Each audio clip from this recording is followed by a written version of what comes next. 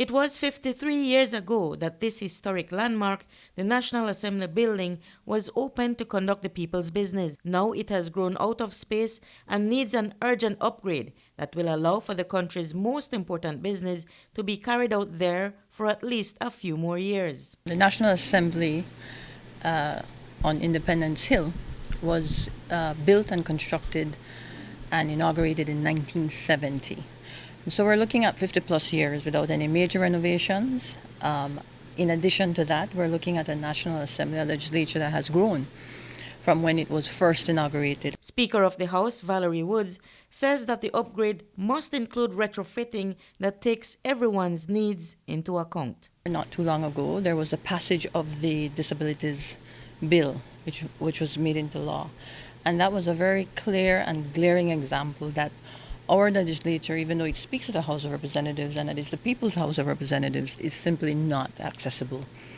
It's not accessible by members of the public who have mobility issues and, quite frankly, by members of Parliament, as well as staff who may have mobility issues, and media as well. So that was also an urgent need to do that. It fosters inclusion as well. Over the next 12 months, the National Assembly building will undergo major transformation to make it contemporary and necessary repairs to a leaky roof that deteriorated over time.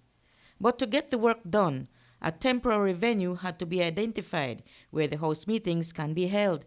Woods says the George Price Center for Peace and Development is that building. Even that venue had to be prepared to specificity for the business at hand. We worked with the board of the George Price Center for Peace and Development, and thanks to their accommodation and to the excellent work of the engineers, architects over at the Ministry of Infrastructure and Development and Housing, we are now able to hold a House meeting that will, a House and of course Senate meetings afterwards, that will be in a chamber that replicates that of the legislature, is functional as per our standing orders. The only drawback to the current venue is that the space does not allow for a public gallery inside the building.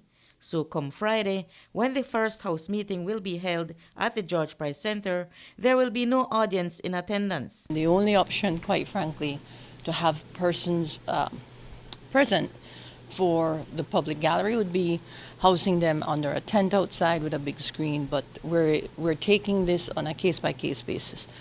The House meeting tomorrow is our first real test run. We think we've done everything in the planning. We started as early as May, and with the teamwork of the staff here, got it ready. And we think we've managed or anticipated glitches, but tomorrow will be our first test. The media has been assigned to a small seating area with chairs to carry the meetings live. When the renovated National Assembly building is complete within the next year, it should have a more modern look with improved acoustics and an overall improved working environment and accessibility for all. Reporting for News 5, I'm Marion Ali.